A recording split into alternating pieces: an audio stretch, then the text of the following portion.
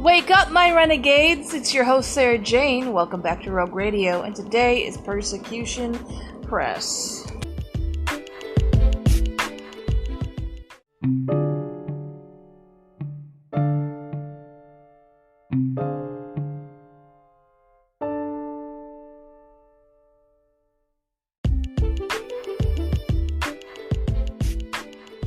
If you have any comments, questions, or concerns, links on how to reach me will be in the description below. Thank you very much for listening. Also, an update of what's going to happen to Rogue Radio in the next few weeks.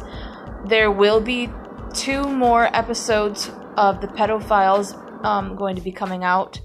There will be a person willing to share their story and their testimony for Renegade Stories.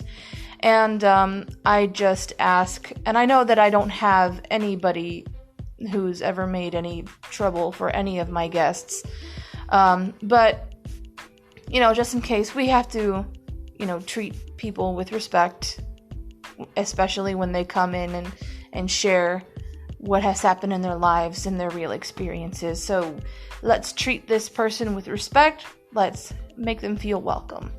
And that's pretty much it for the updates for Rogue Radio. So let's just get into the news.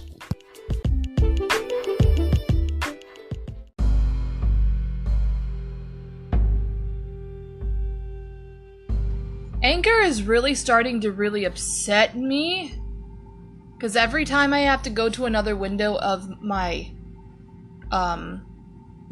phone in order to read you guys the news, sometimes it just decides to delete everything. And so we're gonna reread this article. So I was looking up a word that I couldn't pronounce, but not even Google knows how to pronounce it for some reason. So I'm terribly sorry. You're gonna have to rely on my poor pronunciation skills, so I apologize in advance. Okay, let's read. This comes from Nigeria. So, Christian farming villages continue to be destroyed in Nigeria. This comes from International Christian Concern, or the ICC, and anybody who wants to read any more information on Nigeria or any other countries that you are interested in.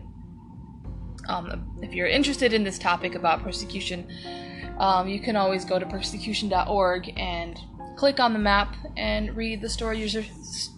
Read the articles yourself.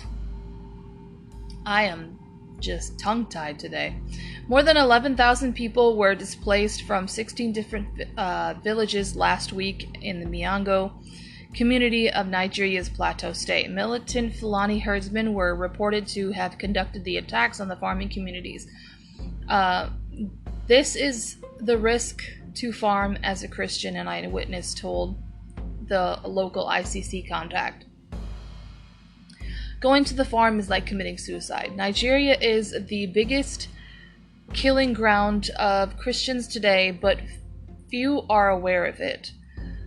Christian farming villages are repeatedly attacked in Nigeria's Middle Belt region, and tens of thousands have died over the last 20 years. In addition, hundreds of thousands of Christians have lost everything and are living as refugees.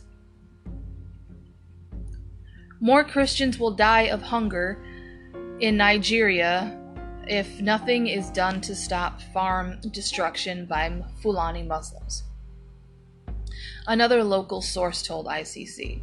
They want us out of our land. The government is silent and saying nothing, or not saying the truth, because the president is a Fulani Muslim. Farms are destroyed daily without reporting. Nobody is saying anything about it. Outside of the Miango community, in the village of Rikawetchigo, I can't say that. I can't pronounce it. I'm really sorry. Suspected herdsmen came at night and destroyed over 16.5 million Nigerian naira worth of farms just prior to harvesting. Multiple homes were also burned down.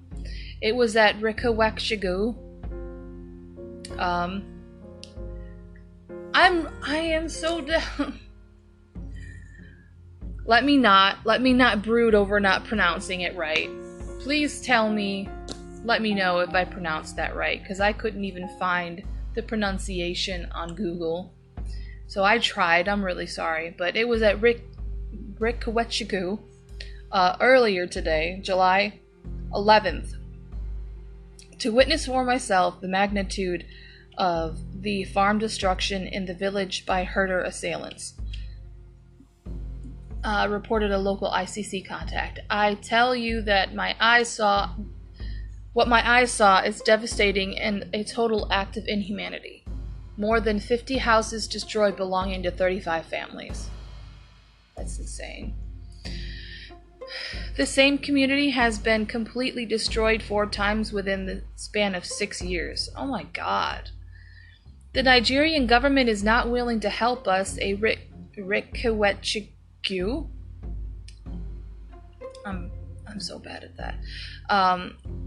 The community leader told ICC, "We are tired of receiving no compensation. Please pray for the Christian communities and Nigeria that are around Nigeria that are suffering from the devastation of militant groups intent on driving them from their ancestral lands, whether Boko Haram,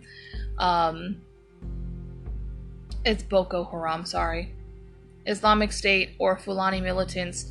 The harm caused by the religious violence in Nigeria is massive, and victims of these groups need your prayers."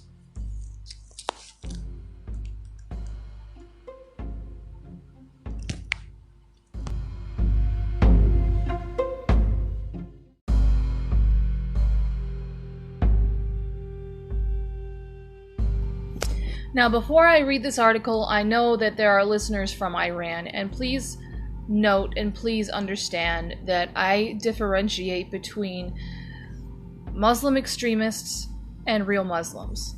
I don't believe that all Muslims are bad or that they all want to kill us. I don't believe that.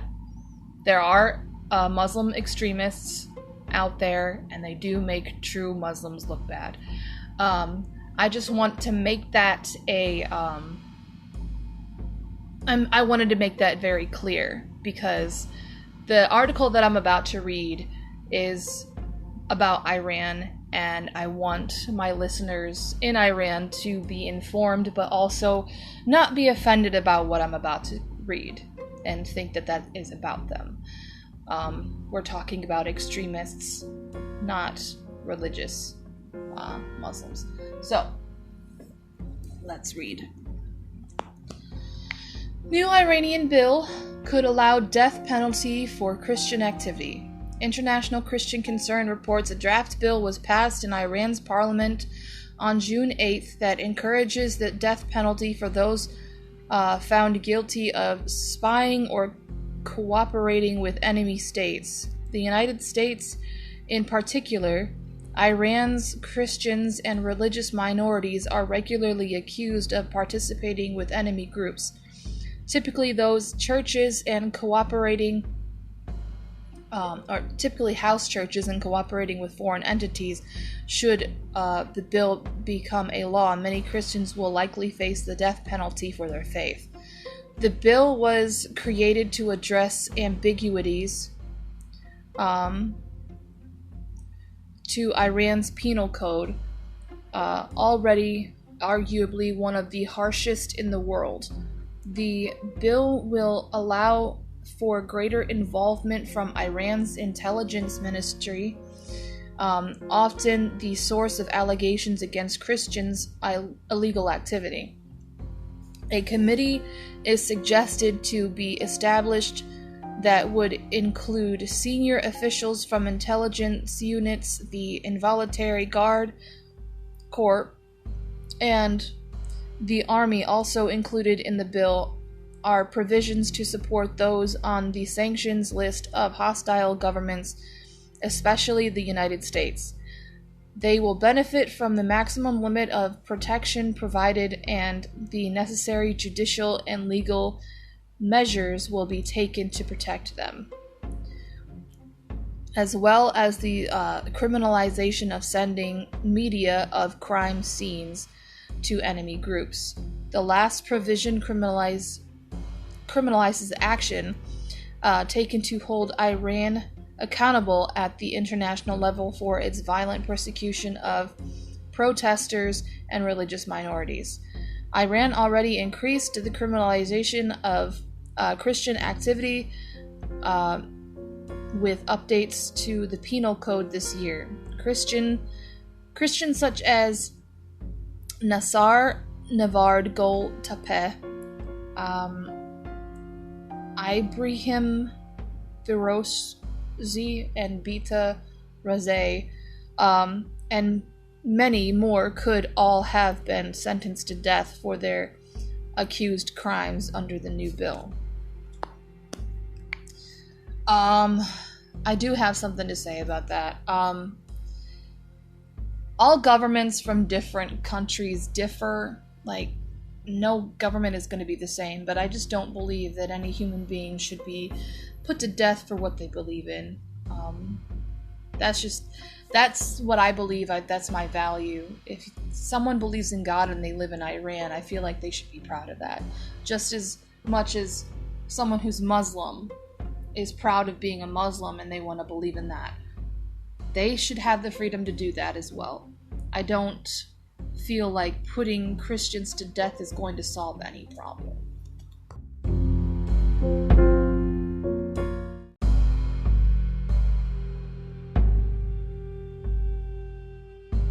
Alright, this next one is from China.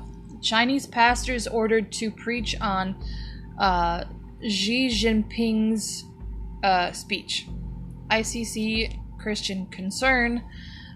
Chinese Communist Party, the CCP officials have ordered pastors belonging to the state-controlled body of the Protestant Church to study and preach President Xi Jinping's recent speech. Xi Jinping delivered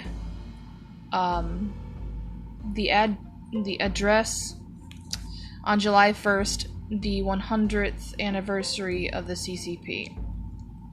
Officials issued the orders during the National Conference of the Three Self-Patriotic Movement and the state-controlled body of the Protestant Church in mainland China. And the China Christian Council, the CCC, oversees education in the Three Self churches. Plus Ultra!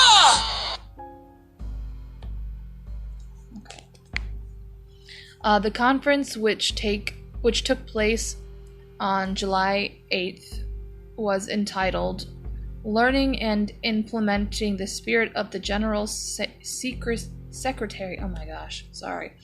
Learning and Implementing the Spirit of General Secretary Xi Jinping's speech of July 1st. In the July 1st address delivered by Xi Jinping, he discussed the importance of the CCP in shaping modern China and emphasized that China would be crushed without the strength provided by socialism and the CCP. Okay, according to UCA News, the state-appointed heads of the two groups attending the conference stated that pastors are now expected to make President Xi his speech their central topic of study, preaching and Bible studies. Pastors were given a model sermon based on the 9 points in the speech glorifying China, the CCP, and President Xi. Officials warned that a failure to comply with these orders would be considered a violation of syncization, and would likely result in the church being shut down. Syncization is enforced by the CCP and aims to impose strict rules on the societies and institutions based on the core values of socialism, autonomy, and supporting the leadership of the Chinese Communist Party. I am going to look up his speech and I will read it. And I will also start finding definitions for the words that I don't really know. So I'll be back.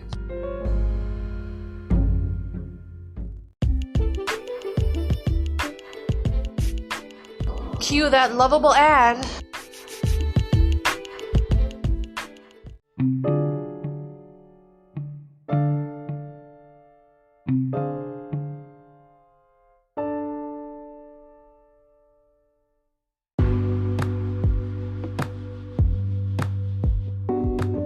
You want to know how I make some unique podcasts? If you haven't heard about Anchor, it's the easiest way to make a podcast. For one, it's free. There are creation tools that allow you to record and edit your podcast right from your phone or computer, and they're easy to use.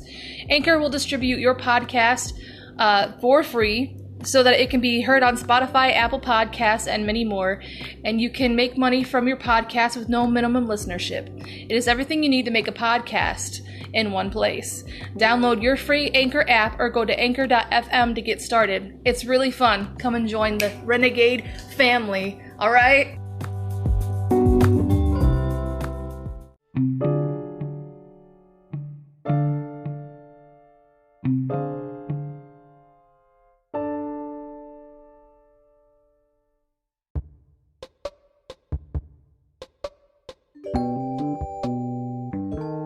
Okay, it looks like I found the speech, so let's see.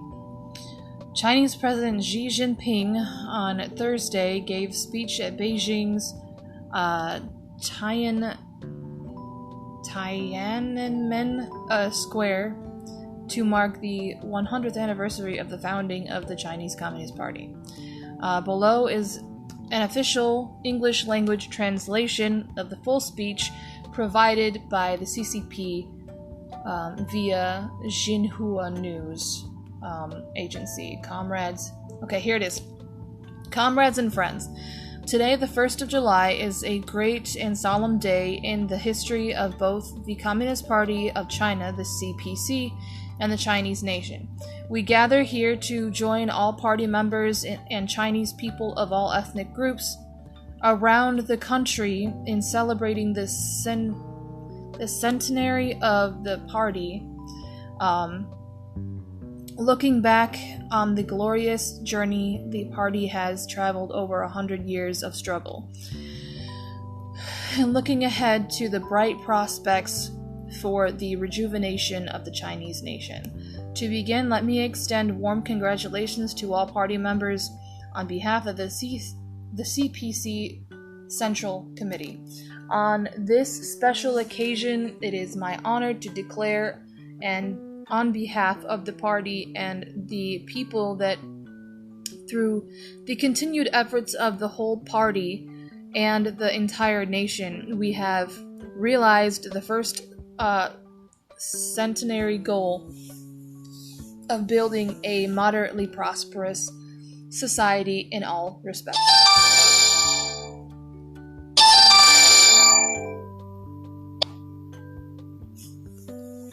This means that we have brought about a historic resolution to the problem of absolute poverty in China.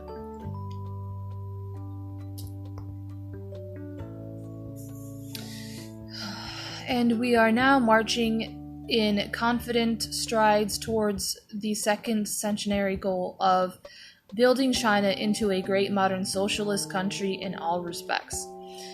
This is a great and glorious accomplishment for the Chinese nation, for the Chinese people, and for the Communist Party of China.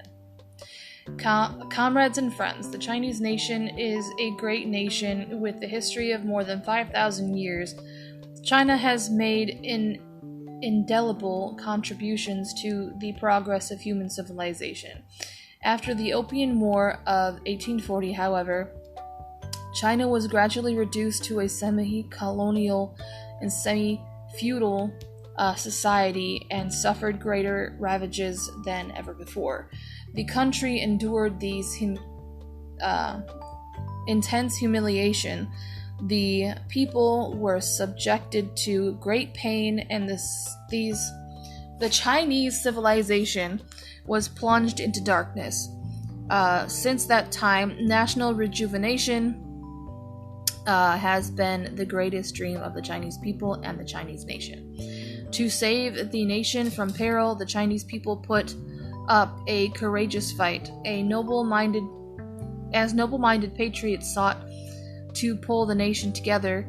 The Taiping Heavenly Kingdom movement, the Reform movement of 1898, the Yehituan movement, the Revolution of 1911 rose one after the other, and a variety of plans devised to ensure national survival, but all of these ended in failure.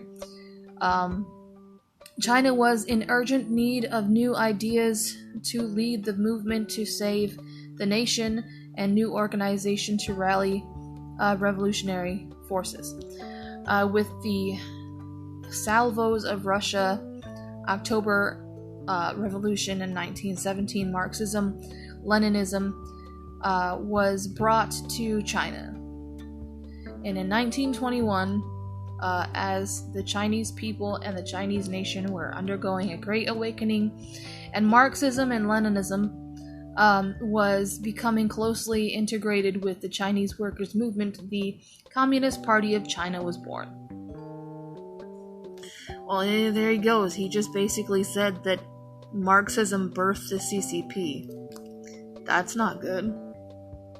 The founding of the Communist Party in China was an epoch-making event which profoundly, changed the course of Chinese history in modern times, transformed the future of these Chinese people and nation, and altered the landscape of world development. Since the very day of its founding, the party has made seeking happiness for these Chinese people and rejuvenation for the Chinese nation its aspiration and mission. But it's okay to suppress the Christian people who express their faith in God. And you also want to rewrite the Bible in your own communist way. Okay. All the struggle, sacrifice, and creation through which the party has united and led the Chinese people over the past 100 years has been tied together by the ultimate theme, bringing about the great rejuvenation of the Chinese nation. To realize national rejuvenation, the party united and led the Chinese people in fighting bloody battles with unyielding determination, achieving great success, and in the new democratic revolution. Though the Northern Expedition, the Agrarian Revolutionary War, the War of Resistance against Japanese aggression, and the War of Liberation, we fought armed counter-revolution and with armed revolution. Toppling 3 mountains of imperialism, feudalism, and bureaucrat capitalism, and establishing the People's Republic of China, which made the people masters of the country. We thus secured our nation's independence and liberated our people.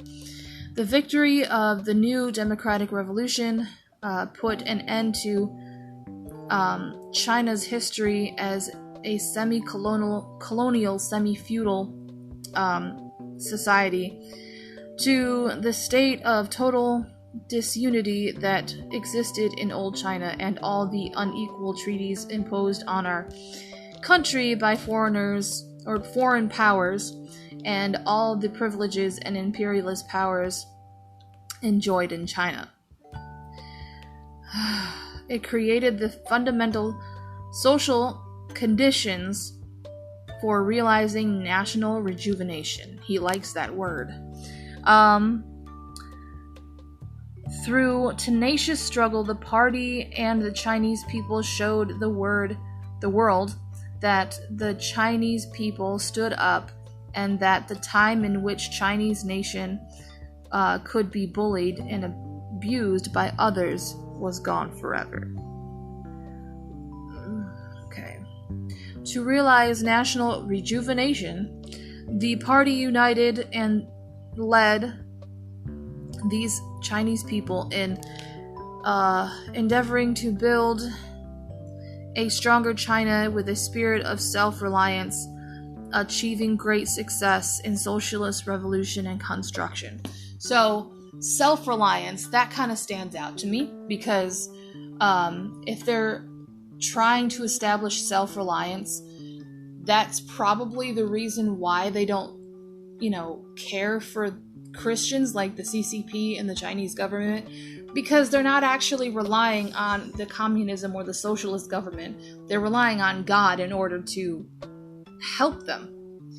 And I feel like because the pastors are being suppressed and being made to preach this speech, it's their way of controlling what they might see as a rogue person in China. They want everybody to be like-minded and of one accord in their own way. That's actually, when I say like-minded and of one accord, that's in Philippians, and it means that Christians should all, learn how to love God, and it doesn't mean that they all have to think the same way. Everybody worships God in different ways. It just means that all Christians know that God is their God. They know that Jesus is their God, and that nothing and no one else is going to be in their way in seeking that truth. So when I see that China is kind of like trying to establish self-reliance, they want to be able to lean on their own understanding and not God's, and that's how I take that. That's what I get out of that. So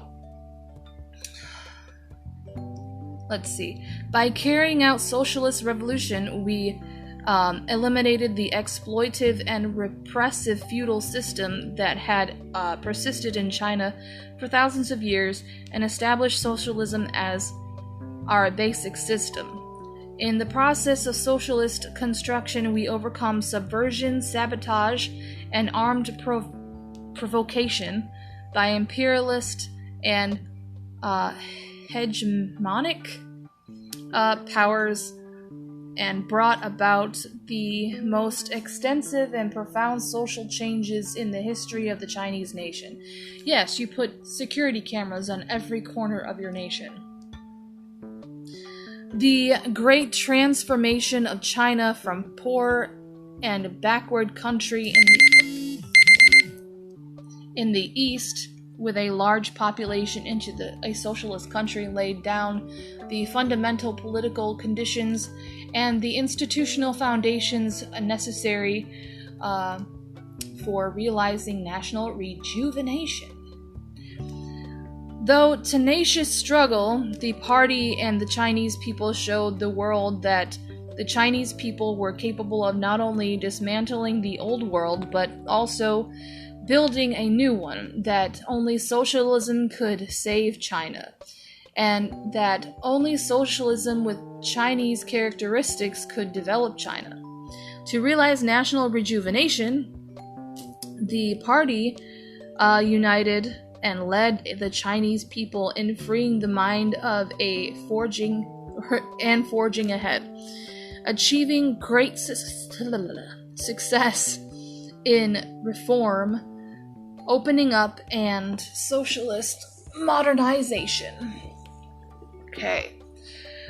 We established the party's basic line for the primary stage of socialism, resolutely advanced reform and opening up, overcame risks and challenges from every direction, and founded, upheld, and safeguarded and developed socialism with Chinese characteristics, thus bringing about a major turn with far-reaching significance in the history of the party since the founding of the People's Republic of China.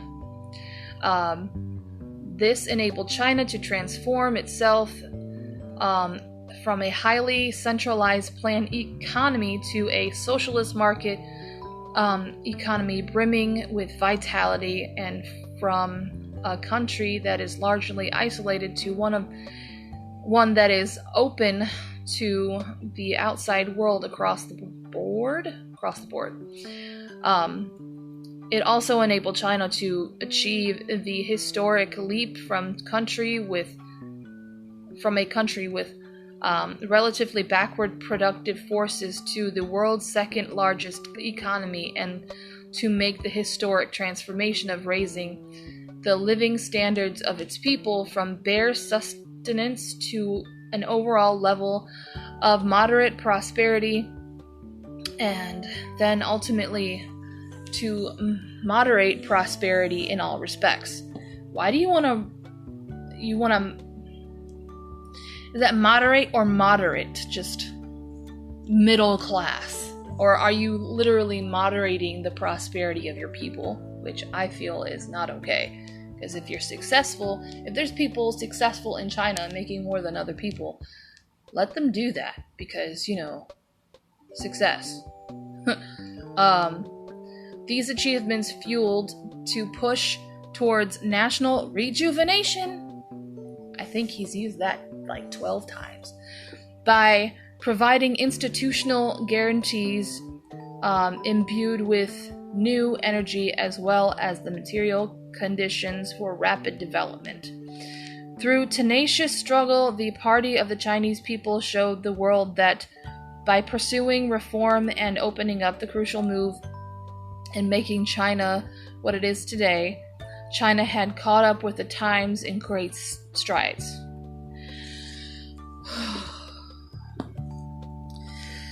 To realize national rejuvenation, the party has united and led the Chinese people in pursuing a great struggle, a great project, a great cause, and a great dream through the spirit of self-confidence, self-reliance, and innovation, achieving great success for socialism with Chinese characteristics in a new era. I feel like I reread that, but I feel like he just uses the same things, like the same sentences and especially the same words in his speech. But following the party's 18th National Congress, socialism with Chinese characteristics entered a new era. In this new era, we have upheld and strengthened the party's overall leadership, ensured coordinated implementation, and the five-sphere integrated plan, and the four-pronged comprehensive strategy upheld and improved the system of socialism with Chinese characteristics, modernized China's system and capacity for governance, remained committed to exercising rule-based governments over the party, and developed a sound system of intra-party regulations. We have overcome a long list of major risks and challenges, fulfilled the first centenary goal, and set out strategic steps for achieving the second centenary goal. All the historic achievements and changes in the cause of the party and the country have provided the cause of national rejuvenation with more robust institutions, stronger material foundations, and source of inspiration for taking on greater initiative. Yeah, more robust institutions. Are you talking about the jails for the Christian pastors that won't read your speech in their churches? Though tenacious struggle. Am I rereading? Is this just, how long does this go on? I'm sorry, I feel like I've just reread everything over and over and over again. And maybe he's just repeating himself, I don't know. But basically he's just trying to, this is a very long speech. And I would love to read it all. Let me see if I can still read it all. It's just, I feel like I haven't really made a dent. So let's just skip down a little bit. I'm not going to read all of it. It's just so much, and I feel like he has repeated himself over and over and over again. But realizing our great dream will require hard work and persistence. Today we are closer, more confident, and more capable than ever before, making the goal of national rejuvenation a reality. But we must be prepared to work harder than ever to get there. On the journey ahead, we must demonstrate stronger vigilance and always be prepared for potential danger. Even in times of calm, we must adopt a holistic approach to national security and balances development and security imperatives and implement the national rejuvenation strategy within a wider context of the once-in-a-century changes taking place in the world. We need to acquire a full understanding of new features and requirements arising from the change to the principal contradiction in Chinese society and the new issues and challenges stemming from the complicated international environment. We must be both brave and adept in carrying out our struggle, forging new paths and building new bridges, wherever necessary to take us past all risks and challenges. We must strengthen the great unity of these Chinese people in the course of our struggles over the past century. Okay, we're going to skip down a little bit more. Comrades and friends, the future belongs to the young people, and our hopes also rest with them. And that's why you're rewriting Bibles for children to read in their schools.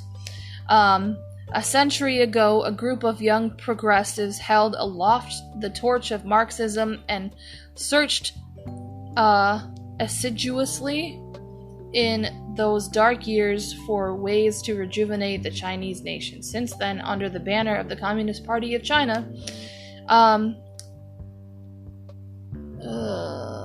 generation after generation of young Chinese have devoted their youth to the cause of the party and the people, and reminded in the vanguard of the drive to rejuvenate the nation. In the new era, our young people should make it clear their mission to contribute to national rejuvenation and aspire to become more proud, confident, and assured in their identity as these people, as Chinese people, so that they can live up to the promise of their youth and the expectations of our times, our party, and our people. Comrades and friends, a century ago, the time of its founding, the Communist Party of China had just over 50 members today. With more than 95 million members in a country of more than 1.4 billion people, it is the largest governing party in the world and enjoys tremendous international influence. A century ago, China was in decline and withering away in the eyes of the world. Today, the image it presents to the world is one of a thriving nation and is advancing with unstoppable momentum towards rejuvenation. Today, 100 years on from its founding, the Communist Party of China is still in its prime and remains as determined as ever to achieve lasting greatness for the Chinese nation. Looking back on the path we have traveled and forward to the journey that lies ahead, it is certain that with the firm leadership of the party and the great unity of the Chinese people of all ethnic groups, we will achieve the goal of building a great modern socialist country in all respects and fulfill the Chinese dream of national rejuvenation. Long live our great glorious and correct party. Long live our glorious and heroic people. Okay, I did not read all of it. It already took 23 minutes to get through what I already got through. So, if you want to read the whole thing all the way through, I'm sure you can Google it. That's what I did. Just do Xi Jinping's speech on July 1st. So yes. I never really did agree with socialism. I understand that the US and Biden and Kamala and Nancy Pelosi and the Clintons really want socialism to be in America. They're really trying to push that agenda. And that means that a lot of Christians, a lot of their businesses here are being shut down. There are Bibles being taken away, not taken away, but California isn't very keen on having Bibles anymore. In my hometown, there's absolutely no Christian bookstore at all. We don't have a Christian bookstore anymore. That was like a nostalgic thing for me when I was a kid, to go into the Christian bookstore and get like a Switchfoot CD or, something that I could listen to or read that was uplifting. And you can't even get that. If you really want to read something that's uplifting, you have to find it on Amazon or maybe a Barnes & Noble. I just feel like Christian bookstores should be allowed in Toledo. I don't understand why that isn't a thing anymore. I believe that everybody should believe in whatever they want to believe. Trust me, I believe in the freedom of their own belief. You can believe in the spaghetti monster for all I care, as long as you have the freedom to do it and not be suppressed. And especially when it comes to, Christianity, I don't understand. I do understand. When I say I don't understand, I just feel indifferent to the actions being taken towards Christians now. When I say I don't understand, I'm indifferent to that because I see the positivity. I see the good and positive changes and the good things when it comes to Christianity and when it comes to believing in God and when it comes to preaching the Word of God. There are missionaries out there being killed, brutally killed, jailed, and tortured every day because of them saying the name of Jesus. Why is it such an offending thing to say the name of Jesus? I mean, I expect this to happen. I expect persecution to happen because if it happened to the 12 disciples back in the day, and even Jesus himself who died on the cross, it's going to happen until he comes back. And me pointing out the conditions in China right now, I don't hate anybody who is Chinese. I don't hate anybody who I know I have listeners in China. God bless you. I love you. And if you're not Christian, I hope you find Jesus. Just trust me when I say I'm not trying to badmouth anybody. But this is a condition. This is something that I feel led to talk about. So when it comes to the CCP, I don't agree with the CCP. And I also don't agree with the socialist agenda in America that is being pushed by Biden and Kamala. It shouldn't be happening, but it is because I believe it's the end times. I believe that, because of all of these terrible things that are happening in America and especially in China, that this is a sign of the times of Jesus coming back. But that's all I have for China.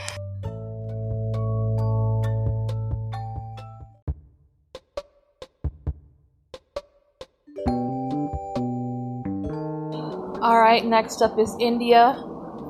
I love you, India. Thank you for listening. Christian family assaulted and falsely accused of forced conversions in northern India. This was updated yesterday from ICC. According to the Morning Star News, a Christian family in India's Uttar Pradesh state, was assaulted and falsely charged with forced religious conversions by a group of radical Hindu nationalists in May. On May 24th, 4 hardline Hindus attacked Anamika Gautam, age 23, while she was studying on the front porch of her house in Mansura village. The 4 men beat Anamika to death with bamboo clubs and vowed to publicly humiliate her. They told me that I belong to a family which carries our forced conversions and that they do not have any respect for such people, Anamika told Morning Star News. They spewed venomous curses as they continued to beat me and attempt to touch me inappropriately. Aww. When Anamika's father, I'm gonna try to pronounce his name, Shriram, and younger brother heard her screams, they ran out of the house and confronted the hardline Hindus. According to the Morning Star News, the 4 assailants had some of their relatives then attacked Shriram and Anamika's younger brother as well. They were adamant that we must be butchered to death for converting people in the locality to Christianity, Anamika told Morning Star News. We told them that nobody accepts Christian faith because of us, that it is the Lord who calls people to him. The Lord, I think that might be a typo, or it might be actually what she said, but it is not our human effort, but they would not understand a word. The next day, Anamika and her father went to Akbarpur police station to report the assault. However, relatives of the assailants, including a woman who had attended worship with Anamika's family, had already filed false complaint against the Christians, and Shriram was arrested. In the complaint filed against us, my family and church members are accused of forced conversions by threats and inducement, Anamika told Morning Star News. It was shocking to see that a person who was joining us in prayers until the day of the attack came under pressure from her husband and son and falsely testified against us. Shriram was released after 1 day in custody, and police eventually accepted their complaint. However, Morning Star News reports that police have taken no action on behalf of the Christians, and the Hindu radicals continue to intimidate and harass Anamika and her family. We pass by on the road. They either threaten us or abuse us in extremely filthy language, Anamika said. I know and fully believe that even if the world is against us, the Lord is on our side, and He is a faithful God, and He is always there for us. Aww. Amen, Anamika. I hope you and your family find peace.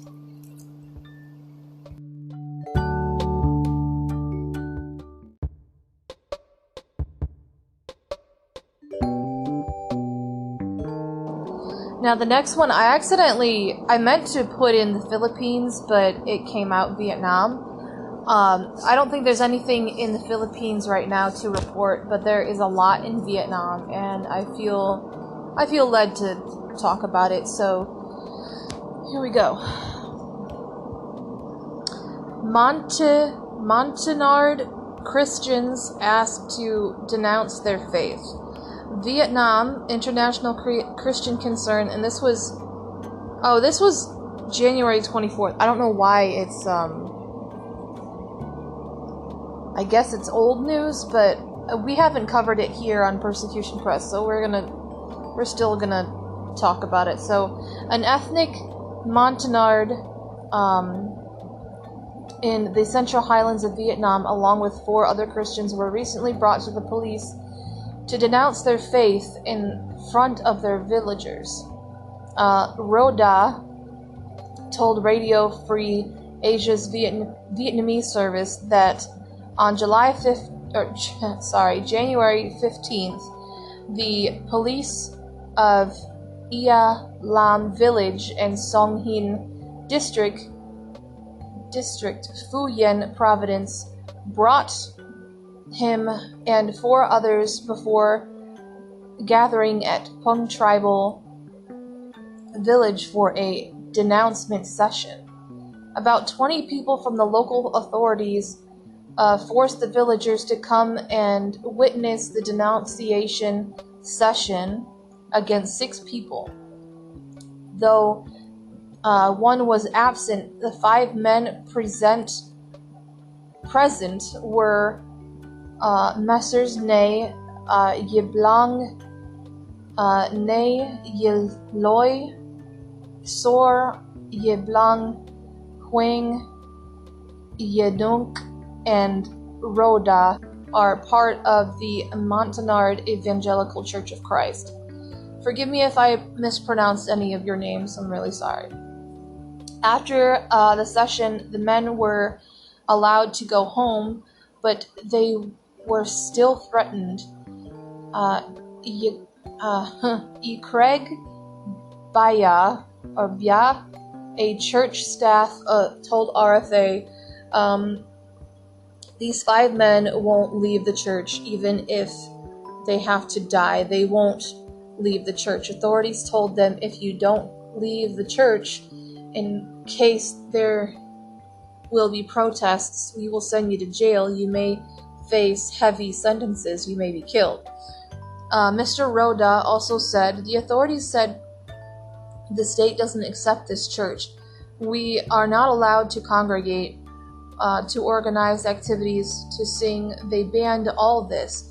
In my heart, I was fearful, but I have faith in Christ in spite of torture or beating. We still want freedom. The authorities accuse their church for not being sanctioned by the state, and that it opposes the state and wants to overthrow the regime, which the Christians denied. Pastor Adao from the same church, a religious freedom advocate, was released to exile in the U.S. September 2020 after serving nearly 4 years in prison. Wow. I'm glad I read that. I think I'm going to start reading more stories about Vietnam just because there is a lot. That is only one story from Vietnam. So, I may actually read another one. So, okay, this one looks like the most recent, so I'm going to read that one. 33 Christians serve as prisoners of conscience in Vietnam. So ICC reports, according to a recently released report on human rights in Vietnam published by the California-based rights group Vietnam Human Rights Network, VHRN, Vietnam holds at least 288 prisoners of conscience in the country's prisons and jails. 79 of these prisoners were arrested since the beginning of this year. 33 of these prisoners are Protestant Christians. Others imprisoned include political activists, independent journalists, and rights petitioners. According to the VHRN, Vietnam continues to violate fundamental human rights from discrimination, arbitrary arrest and detention, and violation of trial fairness to restrict freedom of religion, freedom of opinion and expression, freedom of association, etc. According to the report published by VHRN in 2020-2021, the Communist government of Vietnam increased its hounding and harassment of the Evangelical Church of Christ of Vietnam, the ECCV.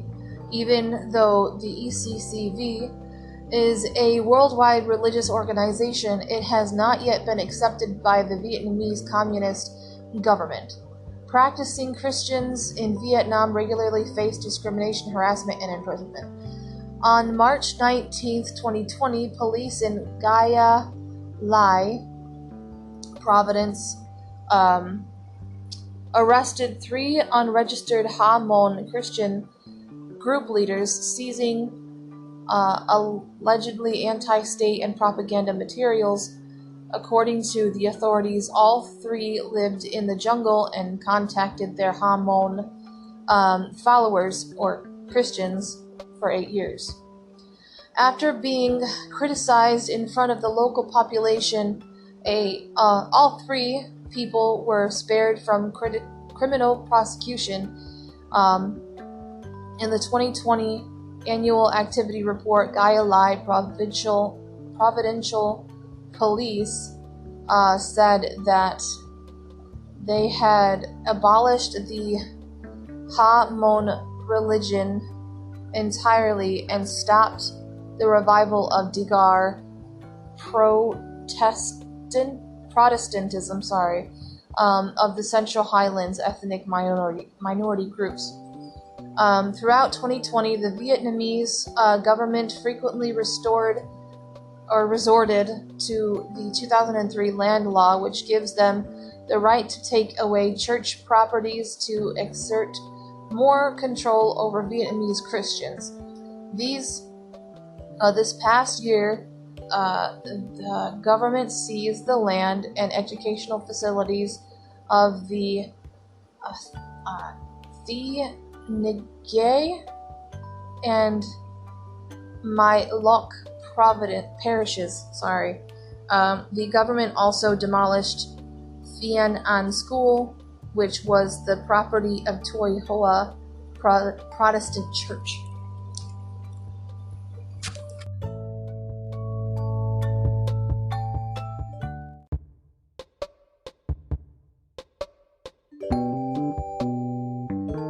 Next one up is Kenya, and I do have listeners in Kenya, and if you have any family members or friends that have been affected by this next article, like this next incident that has happened, my condolences and my love and my thoughts are out to you, and my prayers. It's not okay, but we're gonna read 3 killed in Kenya during ambush of 2 buses. Fear of Al-Shabaab attacks escalates in northern Kenya. The ICC reports, and they have learned that 2 passenger buses driving along the Mandera, Nairobi route in Kenya were ambushed on June 7th. I feel like I've read this before. Did I read this before? I don't know. I might have, but we're gonna read it anyway. In Nairobi route in Kenya were ambushed on June 7th by Somali-based Al-Shabaab militants. The ambush took place along Ola and Sarman villages in northern Moderna. I don't know why I want to say Moderna. I think it's because Moderna is like the name of like the second vaccine that everybody's supposed to take. And I've just got that stuck in my head. Like, I've heard the Moderna vaccine all ever since it started happening, like, all over the news and everything. I'm so sorry. Mandera, leaving 3 dead and several others injured. Among the 3 were 2 security officers of the escort team guarding the convoy, who were shot dead as they approached to rescue the passengers. Confirming the incident, the region's police commander, Rono Bune, said the incident happened in the morning hours when suspended Al-Shabaab fighters laid a trap to 2 civilian buses and 1 police escort vehicle along the Moyal-Mandera road within Benisa municipality where an exchange of fire took place, leading to 3 fatalities and several people wounded. The area has no mobile telephone network, and the attackers may have taken advantage of this. These attacks often take place in remote areas where it will take the police a long time to respond. It also means that there is a high likelihood that no one will be able to call for help. According to a pastor based in Mandera, it is suspected that the attackers were looking for non-local Christian travelers who resolved to use the long Nairobi-Moyale-Mandera route to avoid the highly insecure Nairobi-Wajir-Mandera route. While speaking with ICC, he indicated there have been fears for believers in northeastern Kenya for the time war broke out on the border of Israel. We even hear the locals chant in public about the evil of Israel, America, and the church. No one feels safe in the towns or while traveling. We were advised to stop groupings in our living places and our gathering in church without security officers. Nathan Johnson, ICC's regional manager for Africa, said, "The region of northeastern Kenya has been a hotbed for terrorism for several years now as the radical Islamic fighters target non-local Christians and civil servants. They wish to establish a stronghold in this part of the country to punish Kenya for its involvement on Somalia's struggle for democracy. This recent attack comes just 2 months after 5 passengers are killed and dozens were severely injured when a bus they were traveling in ran over a roadside improvised bomb in Lafay Mandera Road near the Kenya-Somali border in Mandera County."